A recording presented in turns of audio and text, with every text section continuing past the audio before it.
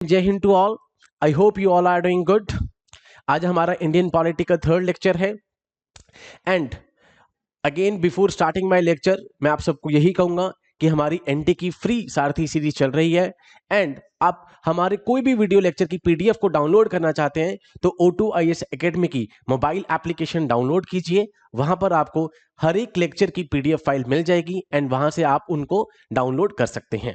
सो हमारी PDF file आप देख सकते हैं O2IAS एकेडमी की मोबाइल एप्लीकेशन पे, वहां आपको हर एक लेक्चर की पीडीएफ फाइल मिल जाएगी। So let's start. आज हम स्टार्ट करेंगे अपना यूनियन एंड इट्स टेरिटरी। हमें अभी तक पार्ट 1 उसको आज हम करेंगे, that is union and it's territory. Part 2 deals with the citizenship, आज वो हम डिस्कस करेंगे। पार्ट 3 हम कर चुके हैं अपना already fundamental rights and plus part 4 को करने की कोशिश करेंगे आज हम DPSPs directive principles of state policies. ठीक है, इससे पहले हम अपने सारे बेसिक्स कर चुके हैं कॉन्स्टिट्यूशन के कि कैसे कॉन्स्टिट्यूशन बना, किस तरीके से कॉन्स्टिट्यूएंट असेंबली आई, उसने कॉन्स्टिट्यूशन को फ्रेम करा, कॉन्स्टिट्यूशन के क्या बेसिक फंक्शंस हैं। प्रियम्बल के बारे में हम अभी तक पढ़ चुके हैं कि प्रियम्बल किस तरीके से हमारा एक तरीके से हॉरोस्कोप है कॉन्स्टिट्यूशन का। तो आज हम बेसिक पढ़ेंगे यूनियन एंड इट्स टेरिटरी। इस वाले पार्ट से as far as NT paper is concerned, जो मैंने क्वेश्चन पेपर देखा तो उसमें बिल्कुल डायरेक्ट क्वेश्चंस आ रखे हैं। बट अगेन सेइंग, मेरे आपने लास्ट के 2 लेक्चर्स देखे होंगे कि मैं थोड़ा सा एक डीप में पढ़ा रहा हूं बिकॉज इस बार ऐसा कहा जा रहा है बिकॉज ऑफ द कॉम्पिटिशन शायद इस पेपर का लेवल थोड़ा सा HCS लेवल तक रख दिया जाए, बट पैटर्न वही रहेगा।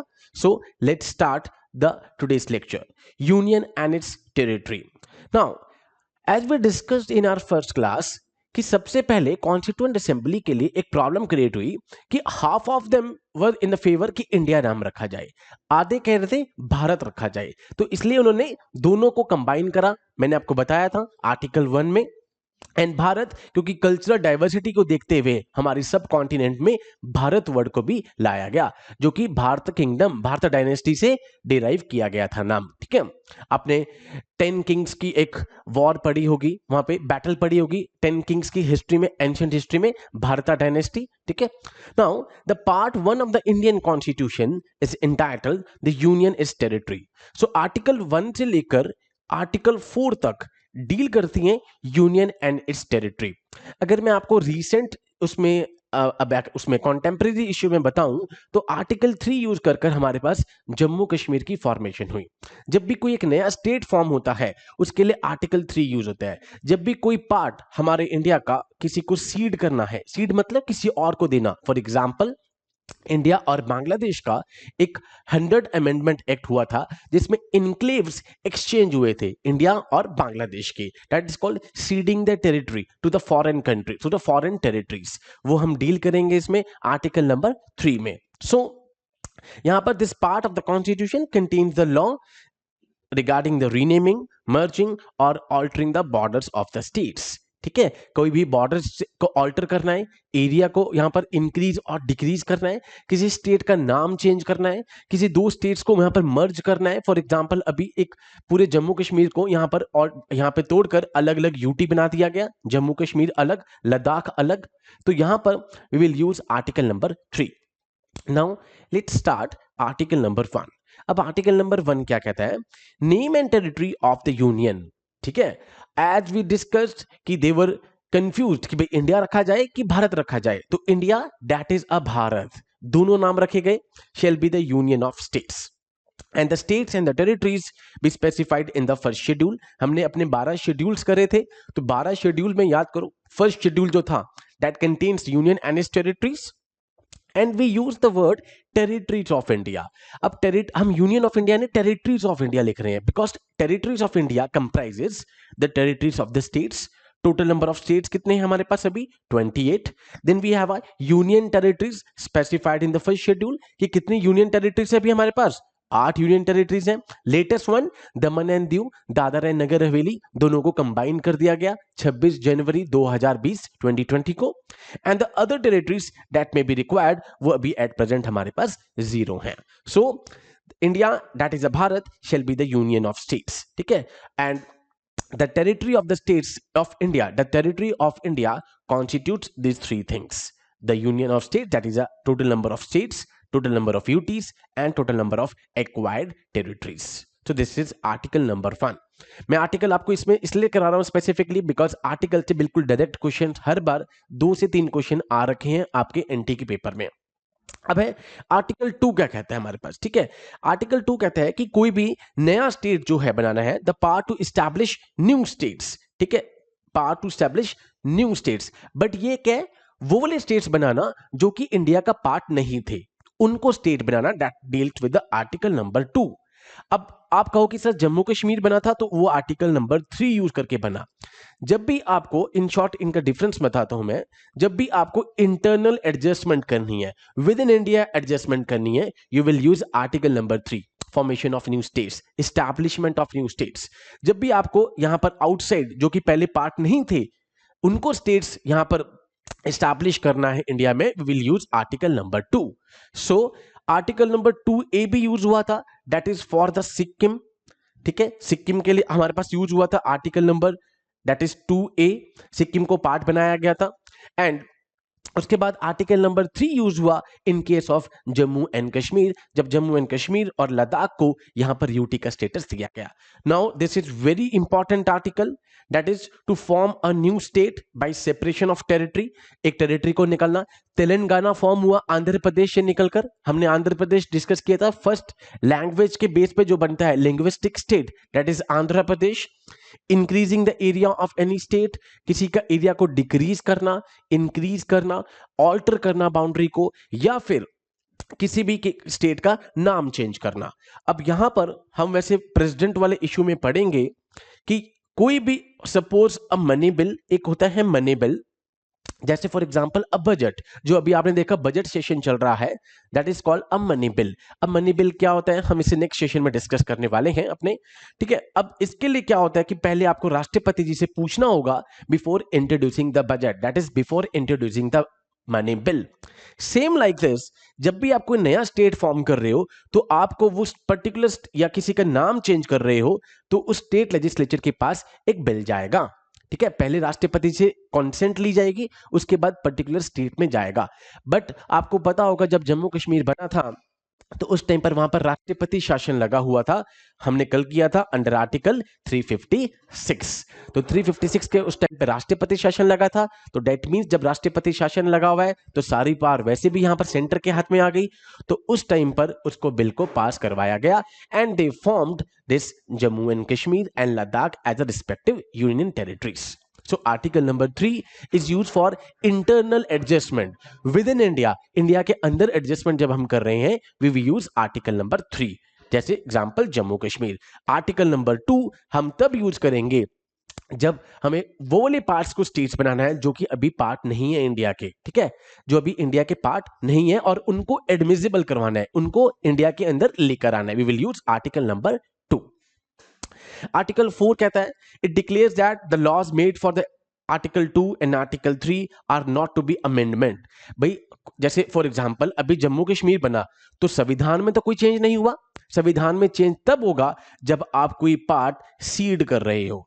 ठीक है, और इसके लिए भी एक फेमस केस है बेरूबारी केस. ठीक है, बेरूबारी केस में यह कहा गया 1960 कि अगर कोई पार्ट आप सीड कर रहे हो किसी फॉरेन टेरिटरीज को, फॉर एग्जांपल मान लो कि आज हमें अक्साई चिन और बालूचिस्तान इंडिया में आ रहा है, एक्वायर करने की कोई भी हमें अमेंडमेंट की जरूरत नहीं है. बट सपोज जैसे इंडिया बांग्लादेश में इनक्लेव्स एक्सचेंज हुए थे, हमने अपनी कुछ बाउंड्री जो थे इनक्लेव्स क्या करे बांग्लादेश को दिए और कुछ बांग्लादेश से इंडिया के पास आए, तो उस टाइम पर आपको कॉन्स्टिट्यूशन में अमेंडमेंट करना पड़ेगा और वो हमने आर्टिकल किया था article number 368.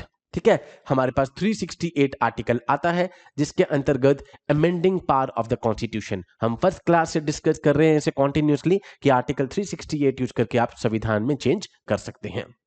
So this is article number 4. तो ये हमारे पास था union and it's territory, that is part 1 of the constitution. ठीक है, अब पार्ट 2 कॉन्स्टिट्यूशन जो आता है हमारे पास वो आता है सिटीजनशिप. ठीक है। Part 3 of the constitution fundamental rights, वो हम डिस्कस कर चुके हैं। पार्ट 4 ऑफ द कॉन्स्टिट्यूशन हमारे पास डीपीएसपीस, जो आज हम डिस्कस करेंगे। उसके बाद part 4A that is fundamental duties, आज हम 4A तक अपना यहां पर डिस्कशन कर लेंगे अच्छे से।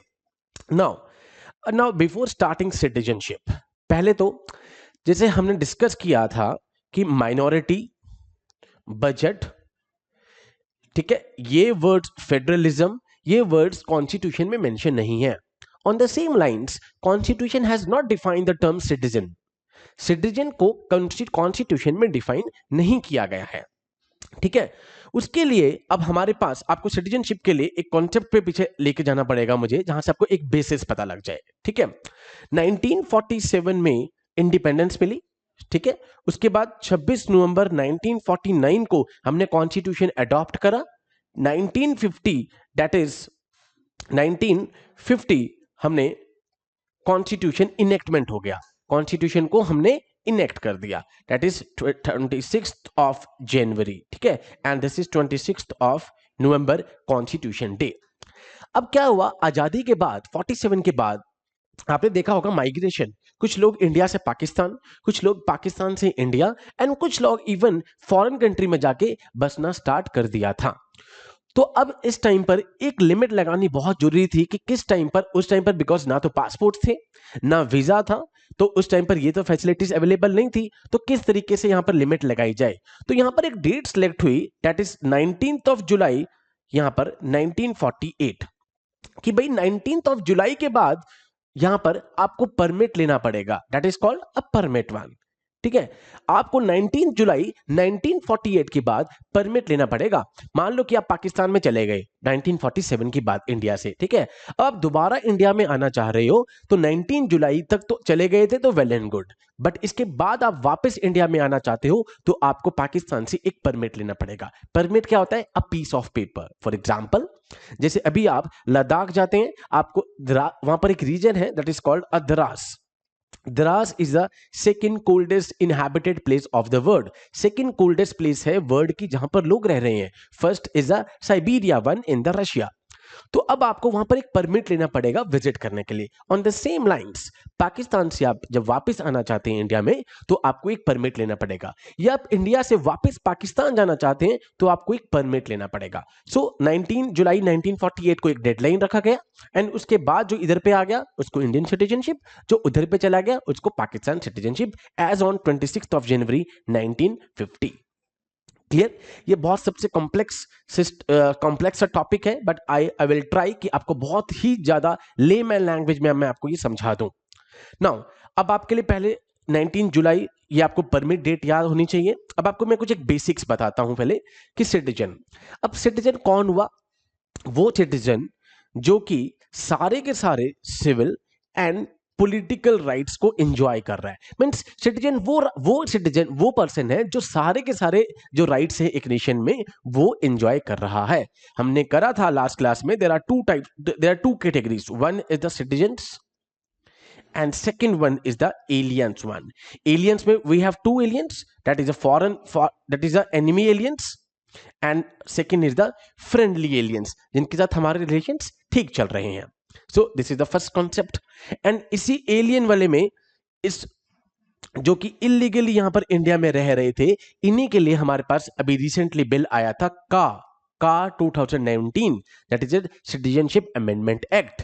अब ये पहली बार नहीं आया था, सबसे पहली बार सिटीजनशिप अमेंडमेंट एक्ट आया था, दैट इज 1955। 1955 में हमारे पास सबसे पहले सिटीजनशिप एक्ट आता है। उसके बाद भी ये बार बार ऑलमोस्ट 4 बार ये अमेंड हुआ। लेटेस्ट अमेंडमेंट हुआ 2019 में, जो अभी भी चल रहा है। अभी भी जो बजट सेशन चल रहा है उसमें अमित शाह जी ने बोला कि अभी भी हमारे पास सिटीजनशिप के जो रूल्स हैं वी विल कम सून, अभी भी वो रूल्स के साथ नहीं आए हैं। So that's a different part. Now Amit Shah ji से मुझे याद आया, सिटीजनशिप को कौन संभाल रहा है? Ministry of home affairs, home ministry इसको संभालती है। ठीक है, सिटीजनशिप को आपको ये क्लियर क्रिस्टल होना चाहिए कि यहां पर किसका रोल होगा? Ministry of home affairs. Now Citizenship is the status of a person recognized under a law being a member of sovereign state. Sovereign state, ठीक है, इंडिपेंडेंट स्टेट, और वहां पर वो सारे के सारे राइट्स को एंजॉय कर रहा है. क्लियर. हमने लास्ट क्लास में कुछ राइट्स किए थे कि कुछ फंडामेंटल राइट्स ऐसे हैं जो खाली सिटीजन से एंजॉय कर रहे हैं. आपको याद होगा, दैट इज 15, 16, 19, 29, 30. ये कुछ राइट्स थे हमारे पास. Article number 15, article number 16, article number 19, article number 29, article number 30. So 5 से लेकर 11 तक आपके सारे के सारे सिटीजनशिप से डील कर रहे हैं. इसमें सबसे इंपॉर्टेंट आर्टिकल आपके पास आर्टिकल 11 है. आर्टिकल 11 सेज कि पार्लियामेंट के पास पावर है सिटीजनशिप से रिलेटेड कोई भी मैटर है उसको रेगुलेट करने के लिए. स्टेट गवर्नमेंट के पास कोई भी पावर नहीं है. That means citizenship falls under union list. हमने 3 तरीके की लिस्ट पढ़ी थी, union list, state list, concurrent list. Union list वो वाली लिस्ट जिसपे यूनियन लॉ बना सकता है, स्टेट जिसपे स्टेट बना सकता है, कॉन्करेंट जिसपे दोनों बना सकते हैं. But in case of the conflict, in case of the deadlock, कौन प्रिवेल, किसका लॉ प्रिवेल करेगा? सेंटर का लॉ प्रिवेल करेगा, स्टेट का सबऑर्डिनेट होगा. ओके, नाउ हमने ये लास्ट क्लास में किया था अपना कि कौन कौन से फंडामेंटल राइट्स खाली सिटीजन्स को है. अगेन आई एम सेइंग बहुत इंपॉर्टेंट है ये आपके पेपर के लिए. Number 1 is article number 15, discrimination, prohibition of discrimination based on the caste, sex, religion, place of birth. Article number 16, public employment में आपको अपॉर्चुनिटीज मिलेंगी. यहीं से हमारे पास आया था आर्टिकल 16 क्लॉज 4, रिजर्वेशन. उसके बाद article 19, freedom of speech and expression, assembly, residence, profession. कहीं पर आप रह सकते हो but with some reasonable restrictions. उसके बाद 29 और 30 माइनॉरिटीज के लिए राइट है. याद करो 30 हमने किया था मदरसास. उसके बाद राइट टू वोट जो कि लीगल राइट था, स्टैट्यूटरी राइट था, एक एक्ट के थ्रू मिला हुआ है आपको. ठीक है. Right to contest for the membership, भाई कहीं पर भी आप कॉन्टेस्ट कर सकते हो, वो सिटीजन्स के लिए है. अब फॉरेनर्स को तो नहीं दे सकते हम कि कोई भी फॉरेनर यहां पर आया और उसको वो यहां पर इलेक्शन लड़ रहा है भाई प्रधानमंत्री के लिए. फॉरेनर का एग्जांपल देता हूं. आपके पास एक वीजा होता है, उसको कहते हैं हम OCI, overseas citizen of India. ठीक है. जो फॉरेनर्स हैं बट उनको उनके कुछ पीछे इनके ग्रैंडफादर या फादर जो इंडिया बॉर्न थे एज ऑन 26 ऑफ जनवरी, तो उनको एक ओसीआई कार्ड मिलता है जिसको हम कहते हैं 100 साल का एक वीजा होता है. ठीक है. वो मल्टीपल टाइम इंडिया में आ सकते हैं बट वो वोट नहीं कर सकते, वो कॉन्टेस्ट नहीं कर सकते. अदरवाइज तो फॉरेनर यहां पर आके इलेक्शंस में खड़ा होना स्टार्ट कर देगा. Now eligibility to hold certain public offices, जो सिटीजन होगा वो राष्ट्रपति के लिए खड़ा हो सकता है, वाइस प्रेसिडेंट के लिए खड़ा हो सकता है, जजेस के लिए, इररिस्पेक्टिव जो भी पब्लिक ऑफिसेज है इनके लिए खड़ा हो सकता है. फॉर एग्जांपल, जैसे अभी हम इसके बाद नेक्स्ट जो हमारा टॉपिक होगा, next that mean the session, जो हमारे इंडियन प्रेसिडेंट है वो बाय बर्थ या फिर बाय नेचुरलाइजेशन, भाई इन दोनों जगह से अगर वो है वो इंडियन प्रेसिडेंट बन सकते हैं. कोई भी बंदा अगर इंडियन सिटीजनशिप लेता है बाय बर्थ या बाय नेचुरलाइजेशन. अब आप कहो कि sir bye naturalisation, for example जैसे अदनाम सामी जी ने बाय नेचुरलाइजेशन इंडियन सिटीजनशिप ले ली, अब वो इंडियन सिटीजन है. अगर वो खड़ा होना चाहे इस बार राष्ट्रपति के लिए तो वो खड़े हो सकते हैं. But in case of USA, America में क्या रूल है? अमेरिका में क्या रूल है कि जो बंदा वहां पे बाय बर्थ, दैट इज जो वहां से का होगा, उसको हम कहते हैं जस सोलाई. ठीक है. जस उस सोलाई भी कहते हैं ऐसे यूएस. ठीक है. कुछ कुछ जस सोलाई कहते हैं उस सोलाई. उस soil means by virtue of soil, मिट्टी, जिसका जन्म वहां पर हुआ है वही राष्ट्रपति बन सकता है in the USA. But in case of India वो या तो बाय बर्थ से सिटीजनशिप ले ले या बाय नेचुरलाइजेशन. नेचुरलाइजेशन से कैसे सिटीजनशिप मिलती है वी विल डिस्कस सून. ठीक है. नाउ अब ये आर्टिकल्स हैं, इन आर्टिकल्स में से बस कुछ कुछ आर्टिकल्स को आपको ऊपर से पढ़ना है. Nothing is that much important. Citizenship at the commencement of the constitution, कि भाई जो 26 जनवरी 1950 को उस दिन इंडिया का सिटीजनशिप था या उससे पहले 26 जनवरी से पहले लगातार 5 साल तक वो इंडिया में ही रह रहा था. ठीक है. या फिर वो बॉर्न हुआ था यहां पर, उनको इंडिया की सिटीजनशिप मिल जाएगी. That is called by a birth. Now article 6 and 7, two categories of person, कि इन आर्टिकल 6 कहता है कि जो इंडिया से पाकिस्तान चले गए थे. 7 कह रहा है जो पाकिस्तान चले गए थे, पाकिस्तान से इंडिया आ गए थे वापस. ठीक है. और डेट क्या सिलेक्ट करिए, 19 जुलाई 1948, that is a permit line, कि भाई इसके बाद 1947 से लेकर 19 जुलाई तक आपने जो भी करा, कभी इंडिया से पाकिस्तान, पाकिस्तान से इंडिया, बहुत हो गया। इसके बाद अगर आपको इधर से उधर आना है, इंडिया से पाकिस्तान या पाकिस्तान से इंडिया, तो आपको एक परमिट लेना पड़ेगा, ठीक है। That permit will be issued on post 19 July 1948। Clear. Article 8 कहता है कि वो बंदे जो एज ऑन 26 जनवरी, जो 26 जनवरी को फॉरेन में रह रहे थे, या उनकी कोई जॉब थी, या किसी रीजन से वो बाहर चले गए, या शादी करके चले गए, तो आर्टिकल 8 वो कहता है that deals with those persons. Clear.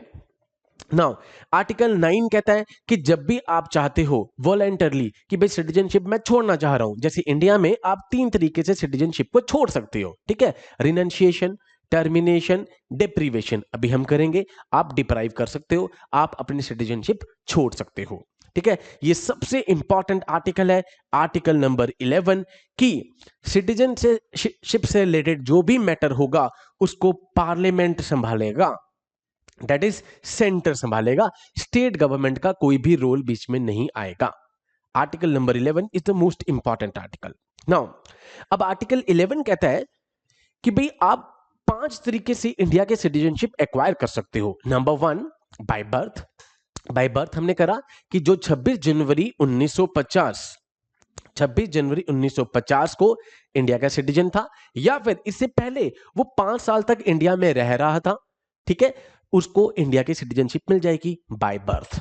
Second is by decent, आपके कोई भी फादर, आपके ग्रैंडफादर, वन ऑफ देम पिछले 3 जनरेशन में से कोई भी इंडिया में बॉर्न हुआ है, बाय डिसेंट, ठीक है, आपको इनहेरिटेंस, डिसेंट क्या हुआ, इनहेरिटेंस, आपको इंडिया की सिटीजनशिप मिल जाएगी। Third is by registration, bye registration करके आप ले सकते हो। For example Sonia Gandhi ma'am को रजिस्ट्रेशन से यहां पे सिटीजनशिप मिल गई, ठीक है। अब वो इटली के थे, यहां से उनकी शादी हुई, जब वो इंडिया में आए तो इंडिया में आके उनको कुछ कंडीशंस फुलफिल करनी पड़ेंगी। फॉर एग्जांपल जिस दिन वो सिटीजनशिप लेना चाह रहे हैं उससे 1 साल तो वो लगातार इंडिया में रहेंगी, प्लस उससे पहले 8 साल में से 6 साल उनको इंडिया में रहना पड़ेगा। That means total number of years is 7। तो यहां पर अगर 7 इयर्स वो रह रही हैं, उसके बाद बाय रजिस्ट्रेशन वो सिटीजनशिप के लिए अप्लाई कर सकती हैं। सोनिया गांधी जी को यहां पर जो सिटीजनशिप मिली वो रजिस्ट्रेशन के थ्रू मिली। Fourth is by naturalization. Adnan Sami थोड़ी सी लिफ्ट करवा दो, आप सबको पता होगा, ठीक है, उनको नेचुरलाइजेशन से मिली, वो पाकिस्तान के थे। अब यहां पर नेचुरलाइजेशन से यहां पर किस तरीके से मिलेगी कि जिस दिन आप सिटीजनशिप अप्लाई कर रहे हो उससे पहले आपको 1 साल तो रहना ही रहना है, ठीक है। सपोज आज आप कर रहे हो, उससे 1 साल तो पहले आपको रहना है, उससे पहले 14 साल में से आपको 11 साल रहना है, दैट मीन्स टोटल 12 ईयर्स, ठीक है। रजिस्ट्रेशन में 7 इयर्स, तो 12 साल आप रहोगे, उधर पे 7 साल। और यहां पर आपको जो 22 लैंग्वेज थी, याद करो 8 शेड्यूल, 22 लैंग्वेजेस जो हमारे पास थी ऑफिशियल लैंग्वेज, जो कि इनिशियली 14 ही थी। अगर 22 लैंग्वेजेस में से आपको एक लैंग्वेज आती है तो आपको बाय नेचुरलाइजेशन सिटीजनशिप मिल जाएगी। एंड इंडिया वाले केस में जो हमारे राष्ट्रपति हैं वो बाय बर्थ या बाय नेचुरलाइजेशन, इन दोनों में से किसी भी तरीके से अगर वो उनको सिटीजनशिप मिलती है तो वो राष्ट्रपति जी के लिए खड़े हो सकते हैं। Third is by incorporation of territory. For example Daman and Diu 1961 में इंडिया में हमारे पास आए, उसके एग्जांपल इसके बाद हमारे पास 1962 में हमारे पास पौंडीचेरी, जिसका नाम बाद में पुडुचेरी हो गया, ठीक है। तो इनकॉर्पोरेशन ऑफ टेरिटरी, उसके बाद सिटीजनशिप मिल जाएगी, दैट इज एक्विजिशन। टर्मिनेशन, भाई आपकी सिटीजनशिप जाएगी किस तरीके से, आपकी सिटीजनशिप 3 तरीके से जा सकती है। फर्स्ट इज रिनंशिएशन, इसको मैं आपको एक रीड कर देता हूं। If any citizen who is also national of another country, भाई आप किसी और कंट्री के भी यहां पर नेशनल थे, उसके बाद आपने क्या करा, इंडिया की सिटीजनशिप को रिनाउंस कर दिया, त्याग कर दिया। रिनंशिएशन क्या होता है, त्याग, बुद्धास में पढ़ा होगा आपने त्याग कर दिया, तो उसी टाइम पे आपकी इंडियन सिटीजनशिप चली जाएगी। That is the first way, renunciation. Second is termination, अब टर्मिनेट करा है उन्होंने, ठीक है। A person who acquired Indian citizenship by naturalization, भाई पहले वो इंडिया का सिटीजनशिप बना, बट उसने बाद में क्या करा, वॉलेंटरली वहां पर रिनंसिएशन, आप खुद त्याग कर रहे हो कि भाई मैंने वहां की सिटीजनशिप, यहां पर आपने वॉलंटरली किसी और कंट्री की सिटीजनशिप एक्वायर कर ली, तो ऑटोमेटिकली इंडियन गवर्नमेंट क्या करेगी, आपकी इंडियन सिटीजनशिप को यहां पर टर्मिनेट कर देगी, डेड कर देगी। This is the second way. Third is deprivation, deprive, जब आपसे छीनी गई है, कब छीनी गई है, जब तक आपने कुछ ना कुछ पक्का फ्रॉड किया हो, या तो आपने नेशनल इंटीग्रिटी, नेशनल सिक्योरिटी, उसके लिए आप कुछ कहीं थ्रेट तो नहीं बन गए हो, ठीक है। Central government is empowered to deprive by issuing an order under 10 of the act. Act कौन सा, 1955। अब किस किस चीजों पे ग्राउंड्स हैं जिस पे आपकी सिटीजनशिप यहां पर सरकार डिप्राइव कर सकती है। देखिए, अगर आपने किसी और कंट्री की, आपने अगर जो सर्टिफिकेट दिए हैं वो बड़े फ्रॉड दिए हैं, आपने इंडियन सिटीजनशिप के लिए जो यहां पर जितने भी डॉक्यूमेंट्स दिए हैं, फॉर एग्जांपल जब आप पासपोर्ट बनाते हैं तो वो आपसे एक बार फिर पूछता है कि मेक श्योर ये सारे डॉक्यूमेंट्स आपके सही हो, ठीक है। उसके बाद आपने डिसलॉयल्टी, अपने संविधान, हमने पढ़ा था सबसे ऊपर देयर इज, सबसे ऊपर कौन सा रिलीजन है, कॉन्स्टिट्यूशन, आप उसके लिए ही लॉयल नहीं हो, उसी से आप डिसअफेक्शन दिखा रहे हो। आप अपने एनिमी के साथ, फॉर एग्जांपल हमारा पाकिस्तान एनिमी एलियन है और आप वॉर के टाइम पर उन्हीं का सपोर्ट कर रहे हो, क्वाइट ऑब्वियस है।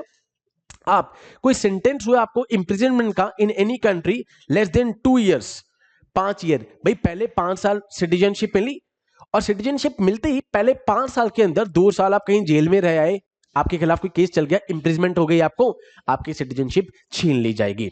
सो दीज आर द ग्राउंड्स, जिन ग्राउंड्स पर आपकी सिटीजनशिप छीनी जा सकती है। 5 तरीके से आपके पास सिटीजनशिप आएगी, 3 तरीके से आपकी सिटीजनशिप जाएगी। क्लियर, 5 हमने करा। नंबर 1 मैं आपको रिवाइज करवा देता हूं। Number 1 by birth, number 2 by descent, number 3 registration पिछले 7 सालों में, then number 4 naturalisation, and number 5 incorporation of territory. आपको ये याद रखना है, रजिस्ट्रेशन से सोनिया गांधी, नेचुरलाइजेशन से अदनाम सामी। क्लियर। एंड सिटीजनशिप को कौन संभालता है, पार्लियामेंट संभालता है। और कौन सी मिनिस्ट्री इसको संभालती है, ministry of home affairs, home ministry संभालती है, headed by mister Amit Shah. Clear. Now इसके बाद जो इसका लेटेस्ट डेवलपमेंट आया था, सिटीजनशिप अमेंडमेंट। देखो इसमें अमेंडमेंट वर्ड क्यों जोड़ा गया, बिकॉज सबसे पहले जो एक्ट आया था वो 1955 में आया था। अब उसके बाद विद इन ईयर्स जैसे जैसे इनको लगा चेंजेस करने हैं, इनको चेंज कर स्टार्ट कर दिया। तो यहां पर क्या कहा गया कि जो 6 कम्युनिटीज हैं जो कि रिलीजियसली परसिक्यूटेड, जिनका परसिक्यूशन हो रहा है, उत्पीड़न हो रहा है रिलीजियसली, वहां पर उनको हम वापस बुला रहे हैं। कौन कौन हो गए, Hindus, Sikh, Buddhist, Jains, Parsis and the Christians. किन 3 कंट्रीज से, जो कि मुस्लिम कंट्री हैं, मुस्लिम डोमिनेटेड कंट्रीज हैं। अब ये सवाल उठाया कि मुस्लिम्स को क्यों इंक्लूड नहीं किया, बिकॉज ऑलरेडी वो मुस्लिम मेजोरिटी कंट्री है, that is Pakistan, Bangladesh and Afghanistan. इनको कहा कि आप इंडिया में आ सकते हो बिफोर दिसंबर 14, 2014। इससे दैट मीन्स 14 दिसंबर 2014 से पहले जो यहां पर आ चुका था उनको सिटीजनशिप मिल जाएगी। क्लियर, उनको इलीगल माइग्रेंट नहीं काउंट किया जाएगा। और उसके बाद ये कहा कि it reduces the requirement from 11 years to 6 years. भाई जिस दिन सिटीजनशिप ले रहे हो उससे पहले 6 साल, पहले 1 साल तो जिस दिन ले रहे हो उससे 1 साल पहले तक तो रहना ही रहना है, प्लस उसके बाद आपको 5 साल पीछे, that means total 6 years. And उसके बाद जितने भी इनके पास फॉरेनर्स एक्ट, पासपोर्ट एक्ट, जिस ये फॉरेनर्स एक्ट क्या है, जिसके थ्रू इलीगल माइग्रेंट्स को पकड़ते थे वो, पासपोर्ट एक्ट क्या है 1967 का, जिसके थ्रू वो इलीगल माइग्रेंट्स को पकड़ते थे, ये आपके ऊपर एप्लीकेबल नहीं होगा। सो इन 6 कम्युनिटीज को जो रिलीजियसली परसिक्यूटेड है उनको वापस बुलाया गया। क्लियर, ये था इसका recent development. Now we are done with, हमारा पार्ट 1 हो गया है यूनियन इज टेरिटरी, पार्ट 2 हमारा हो गया है सिटीजनशिप, पार्ट 3 हमारा हो गया है दैट इज फंडामेंटल राइट्स। अब हम अपने पार्ट्स 4 और 4A को डिस्कस करेंगे, DPSPs and fundamental duties. Fundamental duties तो बहुत छोटा सा ही टॉपिक है, एंड इवन डीपीएसपीज भी हम बातों बातों में डिस्कस कर चुके हैं, बट इसको मैं थोड़ा सा आपको गांधीयन प्रिंसिपल्स कौन से हैं, सोशलिस्ट कौन से हैं, ये हम डिस्कस करते हैं। First of all, what is DPSP? These are the directives. अब हम डायरेक्टिव्स पहले भी डिस्कस कर चुके हैं कि ये directive means these are the instructions. भाई ये इंस्ट्रक्शंस दी गई हैं टू द स्टेट गवर्नमेंट, यहां पर स्टेट के पास, कि आपको लॉ बनाते हुए इन प्रिंसिपल्स को ध्यान में रखना है। क्लियर, इन प्रिंसिपल्स को ध्यान रखना है। एंड जैसे फंडामेंटल राइट हमने किया था, जो कि एक पॉलिटिकल डेमोक्रेसी को प्रमोट कर रहा था। डीपीएसपी किसको करेगा? इकोनॉमिक डेमोक्रेसी को। यहां पर ये किसको करेगा? सोशल डेमोक्रेसी को। सोशल डेमोक्रेसी मतलब कि सोशल इक्वालिटी कैसी आई जाए, इन इक्वालिटीज को कैसे रिमूव करा जाए, पॉवर्टी को कैसे रिमूव करा जाए, कैसे प्राइवेट ऑनरशिप को हटाया जाए। One thing is capitalism. Capitalism मतलब जहां पर प्राइवेट ऑनरशिप है। भाई कैपिटलिज्म क्या है कि कुछ लोग ही बहुत रिच हो रहे हैं, बाकी सब पुअर हो रहे हैं। अब उसको हटाने के लिए हमने सोशलिज्म लेकर आए। हमने प्रियम्बल में करा था गांधीयन सोशलिज्म। दैट मींस कि हमने धीरे धीरे क्या करा कि सोशलिज्म की गांधीयन सोशलिज्म, सोशल इनइक्वालिटीज को हटाना, सोशल इक्वालिटीज को लेकर आना, पॉवर्टीज को हटाना, प्लस जो भी हम इकोनॉमिक डेवलपमेंट कर रहे हैं उनके फ्रूट्स जो हमारे वीकर सेक्शंस हैं, जो हमारे वीकर सेक्शंस हैं उन तक पहुंचे। जो हमारे यहां पर वो वाले सेक्शंस हैं, मार्जिनलाइज्ड सेक्शंस हैं, जिनके पास पॉलिसीज नहीं पहुंच पाती, उन तक उनके फ्रूट्स पहुंचे। इसलिए अभी आप देखेंगे आगे कि किसी एक बंदे के पास सारा लैंड इकट्ठा ना हो जाए। लैंड रिफॉर्म्स लाए गए, इसलिए राइट टू प्रॉपर्टी को हमने देखा था लिमिटेड राइट बनाया गया। प्लस उसको फिर आर्टिकल 300A में हमने क्या बना दिया था? एक लीगल राइट बना दिया था और कॉन्स्टिट्यूशनल राइट। दैट मींस अगर सरकार मान लो जैसे बैंक्स का नेशनलाइजेशन करा 1969 में, दो प्राइवेट बैंक्स जोड़े, उनकी जमीन ली, उनको नेशनलाइज का मतलब अब सरकार की इन्वॉल्वमेंट हो गई वहां पर। ठीक है, जब गरीबी हटाओ प्रोग्राम चलाया था इंदिरा गांधी ने, या तो इंदिरा हटाओ या गरीबी हटाओ, उस टाइम पर आप ये नहीं कह सकते कि हमारा लैंड है, क्योंकि सरकार उस टाइम पर लैंड सीलिंग लगा चुकी थी कि आप इससे ज्यादा लैंड अपने पास नहीं रख सकते। अगर आपके पास इससे ज्यादा लैंड है तो सरकार आपसे लैंड ले सकती है for the socio and economic development of weaker section. Directive principles उस चीज को प्रमोट कर रहे हैं। बट अगर मैं इन्हें फंडामेंटल राइट्स से कंपेयर करूं तो फंडामेंटल राइट्स अगर आपके वायलेट हो रहे थे तो आप कोर्ट में अप्रोच कर सकते थे। That means they are enforceable. Enforceable मतलब हमने किया था आर्टिकल नंबर 32, आर्टिकल नंबर 226। भाई आप डायरेक्टली सुप्रीम कोर्ट में चले जाओगे, आपका कोई भी फंडामेंटल राइट, मौलिक अधिकार यहां पर वायलेट होता है। बट अगर आपका डीपीएसपी वायलेट हो रहा है, आप सुप्रीम कोर्ट में नहीं जा सकते। And this is one of the reason, because जब संविधान बना तो यूनिफॉर्म सिविल कोड पर उस टाइम पर कोई भी कॉन्सेंसस नहीं हो पाया, कोई एग्रीमेंट नहीं हो पाया, इसलिए article number 44 uniform civil code को डीपीएसपी में रखा गया। एंड इस बार अभी आपने बजट सेशन में देखा भी होगा कि एक प्राइवेट मेंबर बिल इंट्रोड्यूस हुआ फॉर यूनिफॉर्म सिविल कोड। अब प्राइवेट मेंबर कौन होता है सर? प्राइवेट मेंबर वो होता है जो अदर देन मिनिस्टर के अलावा जो मेंबर होता है, that is called a private member. For example आप कह दो कि भाई हमारे नड्डा साहब क्या है? प्राइवेट मेंबर है। ठीक है, तो यहां पर वो प्राइवेट मेंबर होंगे।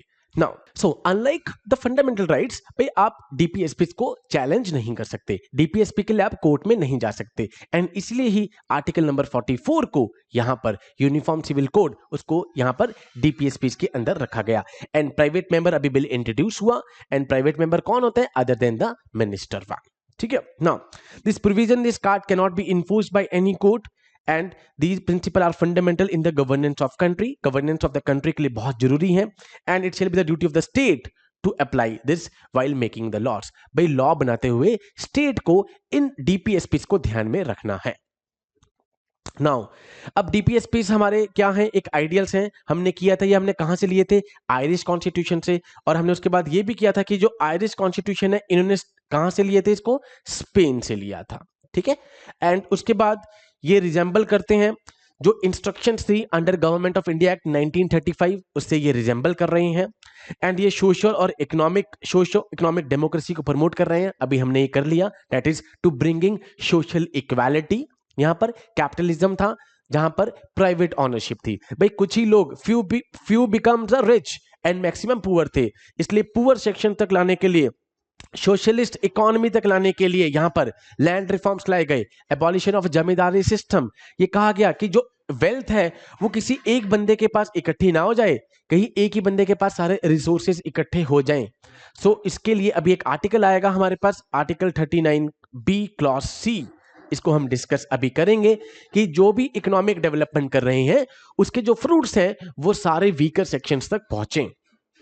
सो they are not legally enforceable. That means आप डीपीएसपी वायलेट होने के बाद कोर्ट में नहीं जा सकते। अब डीपीएसपी को 3 पार्ट्स में डिवाइड करा गया है, socialist principle, Gandhian and the liberal one. Socialist हमने कर लिया, जहां पर socialism that means social equalities को ब्रिंग, वो वाले प्रिंसिपल जिसके थ्रू सोशल इक्वालिटी आएगी, इनइक्वालिटी रिमूव होगी। Clear one. गांधीयन प्रिंसिपल जो गांधी जी की पॉलिसीज पे चलेंगे, ग्रास रूट डेमोक्रेसी को प्रमोट करने के लिए, विलेज पंचायत को प्रमोट करने के लिए, कॉटेज इंडस्ट्रीज को प्रमोट करने के लिए, खादी इंडस्ट्रीज को प्रमोट करने के लिए। एंड द लिबरल वन, ठीक है, फॉर एग्जांपल जो लिबरल है that is article number 1, article number 44, liberalism को जो प्रमोट कर रहे हैं। सो यहां पर डायरेक्ट क्वेश्चन कई बार आपको ये आ जाते हैं कि कौन से प्रिंसिपल सोशलिस्ट में फॉल कर रहे हैं, कौन से प्रिंसिपल गांधीयन में फॉलो कर रहे हैं। तो हम करते हैं सोशलिस्ट। ये आपको बस आर्टिकल जस्ट ऊपर ऊपर से पढ़ने की जरूरत है, not that important. Article number 38, it promote the welfare of the people by securing justice socio economic political. ठीक है भाई, आपको मैंने बताया ना, सोशलिज्म मतलब इनइक्वालिटीज को कम करना है, प्राइवेट ऑनरशिप कम, पब्लिक ऑनरशिप ज्यादा होगी यहां पर। ठीक है, जो भी इनइक्वालिटीज हो रही है in terms of status, facilities, उस सबको आपको यहां पर कम करना है। अब आप कहोगे सर आर्टिकल नंबर 36 से स्टार्ट होता है डीपीएसपी, 38 से स्टार्ट करवाया, 36 और 37। भाई 37 में तो है कि आपको सारे के सारे DPSP governance of the country के लिए इंप्लीमेंट करने हैं, स्टेट गवर्नमेंट्स को। 36 में वही चीज है जो आर्टिकल नंबर 12 में थी। आर्टिकल नंबर 12 में क्या था, स्टेट की डेफिनेशन थी। ठीक है, तो 36, 37 ये आर्टिकल है। 39 कि भाई आपको सबको लाइवलीहुड प्रोवाइड करना है, prevention of wealth, equal pay for equal work. भाई इक्वल पे करना है आपको, मैन और women, equalities plus concentration of wealth. ये ना हो किसी एक बंदे के पास सारी की सारी वेल्थ इकट्ठी हो जाए, किसी एक बंदे के पास सारे कम्युनिटी रिसोर्सेज इकट्ठे हो जाए, उससे क्या होगा, इनइक्वालिटीज आएगी। Now 39A, promote equal justice and free legal aid. भाई हर किसी के पास राइट है कि वो अपना एक फ्री लीगल, ठीक है, एडवोकेट रख सकता है। फॉर एग्जांपल जैसे मैंने आपको कल शाहरुख खान वाला केस बताया था, उनके लड़के वाला, आपके पास राइट है कि आप एक लीगल हेल्प ले सकते हैं। और अब तो PIL भी आ चुकी है, पब्लिक इंटरेस्ट लिटिगेशन। मान लो कि आप नहीं कुछ लिख पा रहे, आप अपने जो भी आपकी लिटिगेशन थी आप कोर्ट में नहीं डाल पा रहे, आपके बिहाफ पर पब्लिक इंटरेस्ट में कोई और लिटिगेशन डाल सकता है, दैट इज कॉल्ड PIL। कभी कभी इससे क्वेश्चन आता है कि who was the father of PIL, PN Bhagwati. Justice PN Bhagwati is known as the father of PIL। And ये किस में पड़ेगा, फॉल करेगा, रिट जुरिडिक्शन। कल हमने रिट जुरिडिक्शन की थी, 5 तरीके की रिट्स होती हैं। Article number 41, in case of unemployment, sickness, it secures right to work, education, public assistance. भाई सबको काम मिले, सबको एजुकेशन मिले, सबको असिस्टेंस मिले, क्वाइट ऑब्वियस है, जब काम मिलेगा, एजुकेशन मिलेगी, सोशल इनइक्वालिटीज अपने आप में ही कम हो जाएगी। That is article number 41।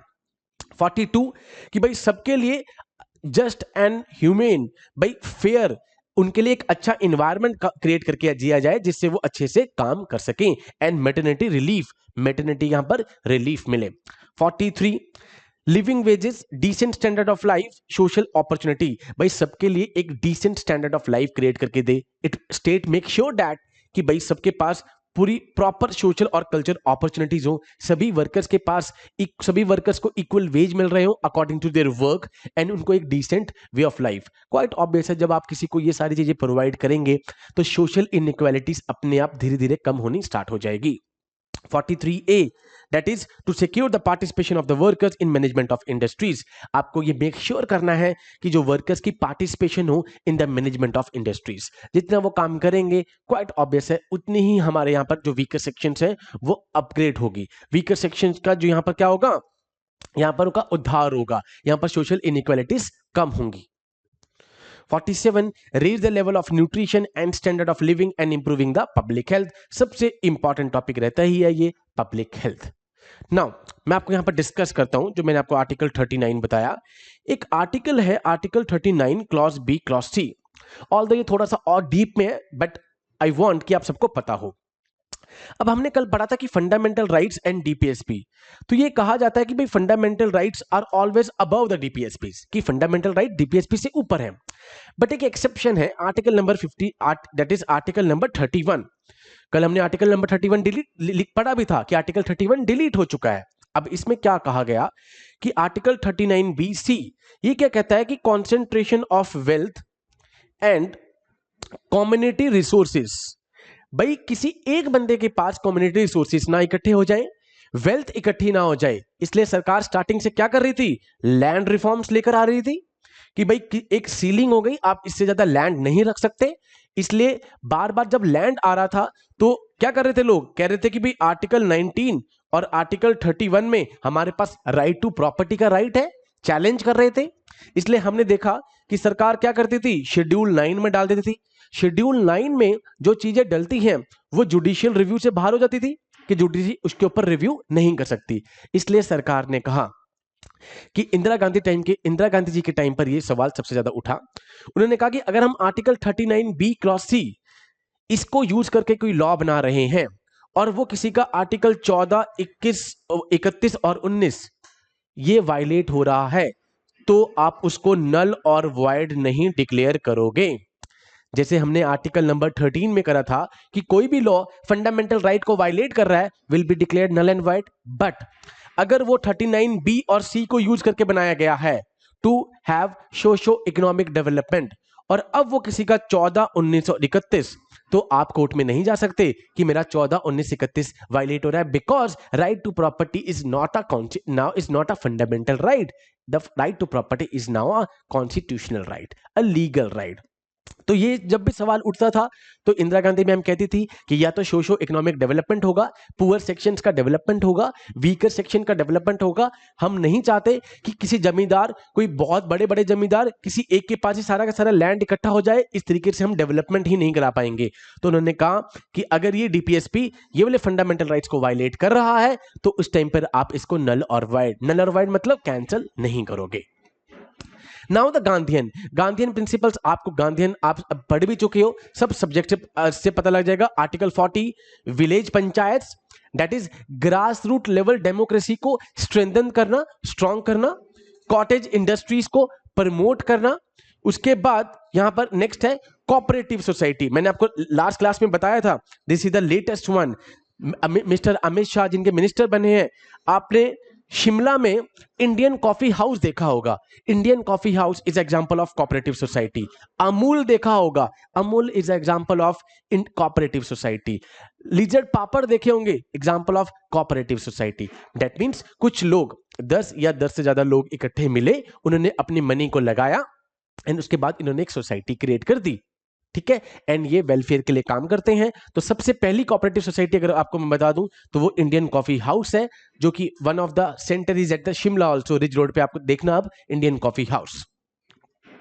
Article 46 कि भाई जो भी SC ST है, ठीक है, ये स्टार्टिंग से इसी के बाद से रिजर्वेशन का प्रोसेस स्टार्ट होता है कि एजुकेशन और इकोनॉमिक यहां पर interest of the SC ST weaker section, भाई वीकर सेक्शंस की डेवलपमेंट के लिए आप यहां पर लॉ लेकर आ सकते हैं, ठीक है, दैट इज आर्टिकल 46। उसके बाद prohibition of intoxicant drinks which are injurious to health, जो ड्रिंक्स आपकी हेल्थ के लिए इंजूरियस है, इंटॉक्सिकेंट ड्रिंक्स, उसको प्रोहिबिट करना। उसके बाद ये तो स्टार्टिंग से ही गांधी जी की पॉलिसी रही थी, प्रिंसिपल रहे थे, prohibit the slaughter of cows and the milk and draught cattle and to improve their breeds. तो गांधीयन प्रिंसिपल्स वाले तो आप ये आर्टिकल्स नाम देख के भी मैच द फॉलोइंग अगर आया तो आप डायरेक्टली मैच कर सकते हैं। अब आया लिबरल वन, इसमें सबसे important article number 44 uniform civil code. मैंने आपको लास्ट क्लास में कराया था, uniform that means a same. Civil cases में, सिविल केस कौन कौन से होते हैं, मैरिज, इनहेरिटेंस, ठीक है, यहां पर अडॉप्शन, भाई बच्चा आप अडॉप्ट कर रहे हो, for example in the Muslims the adoption is not allowed, okay. Now adoption के केस आ गए आपके पास, उसके बाद आपके डिवोर्स के केस आ गए आपके पास। अब ये आप कह रहे हो कि भाई अभी हिंदूज का अलग चल रहा है, मुस्लिम्स का अलग चल रहा है, भाई सबका डिफरेंट चल रहा है। सो दे वांट कि भाई यूनिफॉर्म सिविल कोड, भाई सिविल केसेस में सब पे यूनिफॉर्मली अप्लाई हो, भाई सबका एक हो, सो दैट जुडिशरी को यहां पर प्रॉब्लम ना हो इंटरप्रेट करने में। अदरवाइज सभी के अपने अपने सिविल केसेस हैं, सबके अपने अपने अलग अलग यहां पे रूल्स एंड रेगुलेशंस हैं। बट मेक श्योर आपको यह पता हो कि बस कि हिंदूज में कौन आते हैं, मैंने आपको लास्ट क्लास में बताया था, सिख वहां पर आएंगे, उसके बाद बुद्धिस्ट उसमें आएंगे, जैन्स उसमें आएंगे, that includes under the Hindus one. 45, ठीक है, provide early childhood care up to the age of that is age of 14 years, ठीक है। आपने पढ़ा था 6 से लेकर 14, 86 अमेंडमेंट 2002 से ऐड हुआ, और 0 से 6 दैट इज आर्टिकल नंबर 45, ठीक है। Organise agriculture and animal husbandry on the modern lines, scientific lines, ठीक है, मॉडर्न लाइंस के ऊपर, that is why it is included under liberal principle. उसके बाद मॉन्यूमेंट्स को अपने बचा के रखना जितने भी हैं, आर्टिकल 49। आप देखते हैं कि जब भी रिजर्वेशन की लड़ाई होती है एंड वहां पर कुछ दंगे होते हैं तो बार बार कहा जाता है कि भाई ये वन ऑफ द डीपीएसपीज है कि आपको अपने जो मॉन्यूमेंट्स हैं आपके और हिस्टोरिकल इंटरेस्ट की जो प्लेसेस है उसको बचा के रखना है, उसको प्रिजर्व करके रखना है, ठीक है। 50 separation of judiciary from the executive, हमने पढ़ा ही था, ये तो 3 ऑर्गन्स होते हैं, एग्जीक्यूटिव, लेजिस्लेटिव, जुडिशरी। एग्जीक्यूटिव जो एग्जीक्यूट कर रहे हैं, लेजिस्लेटिव जो फ्रेम कर रहे हैं, parliament, judiciary the one who keeps an I.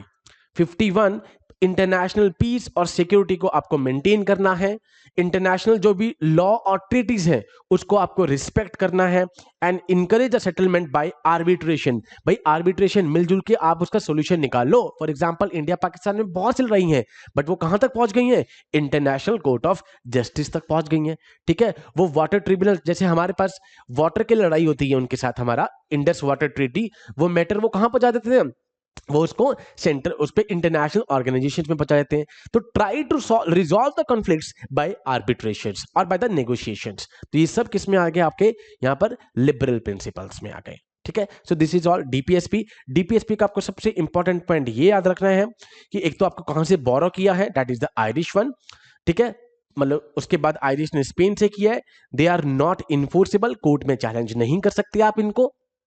Plus उसके बाद आपको डीपीएसपी में ये चीज याद रखनी है कि डीपीएसपी जो है ये एक तरीके से इंस्ट्रक्शंस है, ये इंस्ट्रक्शंस है टू द स्टेट गवर्नमेंट जो उनको फॉलो करनी है, फॉर्मुलेट करनी है while making the law. That is all about the DPSP part 4 of the constitution. Article number 36 से लेकर article number 51 deals with DPSPs and fundamental rights हमारे पास पॉलिटिकल डेमोक्रेसी को प्रमोट करती हैं। यहां पर जो ये डीपीएसपी हैं वो सोशो एंड इकोनॉमिक डेमोक्रेसी को प्रमोट कर रही हैं। डीपीएसपी एक सोसाइटी को मिलते हैं, फंडामेंटल राइट इंडिविजुअल को मिलते हैं, ये आपको याद हो, ठीक है। फंडामेंटल राइट इन्फोर्सेबल है, आप आर्टिकल 32 में कोर्ट के पास जा सकते हो, but in case of DPSP you can not approach the court. This is all about the DPSPs. अब ये छोटा सा टॉपिक है लास्ट में, फंडामेंटल ड्यूटीज। जब हमारा संविधान बना उस टाइम पर फंडामेंटल ड्यूटीज इनकलकेट नहीं थी संविधान के अंदर, बट 1976 में इंदिरा गांधी जी ने वहां पर एक कमेटी बने, दैट इज कॉल्ड स्वर्ण सिंह कमेटी। स्वर्ण सिंह कमेटी के रिकमेंडेशंस के बेस पे हमारे यहां पर बनकर आती है fundamental duties, part 4A of the constitution, ठीक है। अभी 11 फंडामेंटल ड्यूटीज है, the latest one is K, small K that is education up to 14 years, 6 से लेकर 14 साल के बच्चों के लिए free education, RTE act 2009 act, ठीक है।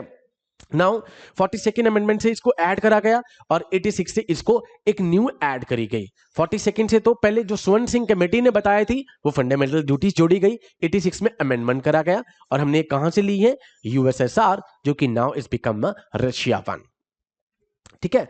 अब इनिशियली आपके बाद आप बता रहे हैं जो suggested the incorporation of 8 FDs 1976 में, ठीक है, और इस 42nd अमेंडमेंट को हम मिनी कॉन्स्टिट्यूशन ऑफ इंडिया भी बोलते हैं।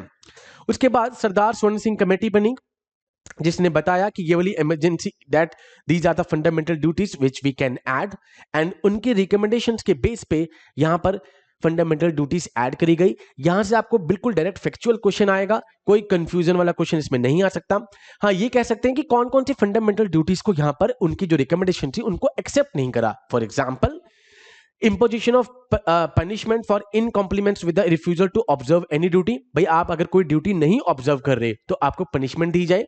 सेकंड, यहां पर ड्यूटी टू पे टैक्स, ड्यूटी टू पे tax is not a fundamental duty, पर आपको भरना चाहिए। अभी भी मार्च लास्ट डेट है, तो मेक श्योर जिसने नहीं भरा पक्का भरे। No law imposing such penalty shall be question on the ground of infringement of fundamental right to any provision of the constitution, भाई यहां पर कोई भी लॉ जो पनिशमेंट इंपोज कर रहा है shall be called in a question in any court on the counts of fundamental rights, आप उसको चैलेंज नहीं करेंगे। सो ये इन रिकमेंडेशंस को इंक्लूड नहीं करा गया था। क्लियर? नाउ अब कौन कौन सी ड्यूटीज हैं ये आपको पता हूं, बस इसकी आप एक रीडिंग कर लीजिए, एक बार पेपर से पहले रीडिंग कर लीजिए, क्योंकि इसमें से डायरेक्ट क्वेश्चन आपके पास आएगा, इसमें कोई कंफ्यूजिंग क्वेश्चन नहीं आ सकता। To abide by the constitution and respect the flags, यहां पर 1971 का प्रिवेंशन ऑफ ऑनर्स एक्ट है, ठीक है, जो कि लगता है जब आप अपने नेशनल एंथम या फिर नेशनल फ्लैग की डिसरिस्पेक्ट करते हैं। Now to challenge the ideal that inspire the struggle, भाई आपको वो आइडियल जिसके कारण हमें ये स्ट्रगल, जो हमारी फ्रीडम स्ट्रगल थी, जिसके कारण आज हम बड़ी खुशी से जी रहे हैं, ठीक है, आपको उन सारे आइडियल्स को रिस्पेक्ट करना चाहिए, चेरिश करना चाहिए। सोवरेनिटी, यूनिटी, इंटीग्रिटी, जो सबसे इंपॉर्टेंट है, आपको अपने देश में यूनिटी इंटीग्रिटी ऑफ इंडिया को मेंटेन रखना है, उसको प्रोटेक्ट रखना है। उसके बाद to defend the country and render national service when called upon, भाई जब भी रेंडर आपको बुलाया जाए, आपको नेशनल सर्विस करने के लिए रेडी रहना चाहिए, and to defend the country, because इससे ऊपर तो कुछ चीज ही नहीं है। Now to promote harmony and spirit of brotherhood, हमने प्रीएम्बल में भी करा था, फ्रेटर्निटी, दैट मींस आपको जो हार्मनी और ब्रदरहुड है वो प्रमोट करनी चाहिए, because India is a diverse country, जहां पर बहुत सारी लैंग्वेजेस हैं, रिलीजन है, कल्चर है, कस्टम्स हैं, आप एंड सबसे बेस्ट क्या है, यूनिटी इन द डाइवर्सिटी। जैसे आप जनवरी 13 को देखते हैं, कोई लोहड़ी बना रहा है, कोई पोंगल बना रहा है, ठीक है, डिफरेंट त्योहार एक ही दिन पे बन रहे हैं, तो यहां पर क्या हो रहा है, वो that is called unity in diversity. आपको जो हमारी रिच हेरिटेज है, रिच कल्चर है, जो कि हर 200 मीटर के बाद एक लैंग्वेज चेंज हो जाती है, ठीक है, तो आपको यहां पर उसको मेंटेन रखना है, अपने रिच हेरिटेज को। उसके बाद टू प्रोटेक्ट द एनवायरनमेंट, ये तो अभी आपको कोरोना टाइम में सिखा ही दिया कि हम एनवायरनमेंट को बचा के नहीं रखेंगे, तो एनवायरनमेंट उल्टा जवाब दे देता है एंड बहुत जल्दी देता है, ठीक है। To protect and improve the natural environment, to have a compassion for living creatures के लिए आपकी एक कंपैशन रहनी चाहिए, ठीक है। Now next is to develop the scientific temper and the spirit of inquiry and reform, एक साइंटिफिक टेम्पर और ह्यूमैनिज्म आपको डेवलप करना है।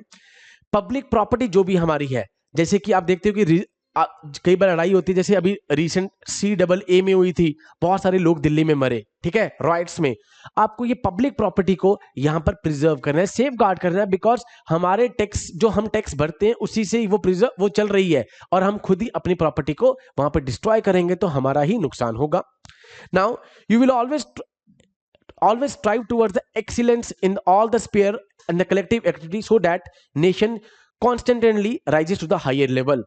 भाई आपको continuously excellence करना है एज एन इंडिविजुअल हर फील्ड में, सो दैट जो हमारा देश है, नेशन, वो एक अलग लेवल पे अचीव हो और एक अलग लेवल पे हमारा जो नेशन है वो राइज कर सके। Now this is the latest one, that is the K1 जो ऐड हुई 86th अमेंडमेंट 2002 कि भाई 6 से लेकर 14 साल के बच्चों के लिए फ्री एंड एजुकेशन आपको देनी है, ठीक है, यहां पर फ्री एजुकेशन मिलेगी 6 से लेकर 14 तक। इसके बाद आपने देखा था कि नो डिटेंशन पॉलिसी भी आई थी कि आप उतने साल तक के बच्चों को फेल नहीं करोगे, ठीक है, 8th क्लास तक। तो this is the 4A, that is the fundamental duties. यहां से आपको बिल्कुल डायरेक्ट क्वेश्चन आएगा फंडामेंटल ड्यूटीज को, and my candidate suggestion to all the students कि भाई आप इसको रीड कर लीजिए अच्छे से, फंडामेंटल ड्यूटीज को जस्ट एक रीडिंग मारिए, आपको पेपर में आंसर दे ऑप्शन दे के आराम से पता लग जाएगा। And in my first lecture I think somebody was saying कि सर स्लाइड्स थोड़ा सा आप वो कर रहे हो, तो I was not reading the slides and I was making sure कि भाई आपको अच्छा मटेरियल मिल जाए, बिकॉज पेपर का लेवल बढ़ गया है, एंड मैं इसलिए इसको NT से एक थोड़ा सा ऊपर लेवल पे पढ़ा रहा हूं, सो दैट अगर कोई डिफिकल्टी भी हो जाए तो आप वहां पर बिल्कुल ऐसा ना हो कि आपको ना आता हो, अगर क्वेश्चन थोड़ा सा डिफिकल्ट भी आ जाए, because number of post are very less and competition is much more. As far as the speed is concern, तो वो ठीक है, आई गेट योर पॉइंट, मैं आपके सजेशन को बहुत पॉजिटिवली लेता हूं, ठीक है, इसमें कुछ ऐसी बात नहीं है कि आपने मुझे सजेशन दिया तो स्पीड को आई होप आप अब स्पीड को धीरे धीरे कैच कर लेंगे एंड मैं उसको मेंटेन रख दूंगा। But I am just again saying कि after my lecture series, polity के लेक्चर सीरीज के बाद आपको एक भी बुक पढ़ने की जरूरत नहीं पड़ेगी, इन सारी स्लाइड्स को जस्ट आप पढ़ लीजिए और मेरे लेक्चर को सुन लीजिए, आपके सारे क्वेश्चंस वहां पे आराम से हो जाएंगे। With these words I am concluding today's lecture. जय Hind to all, take care.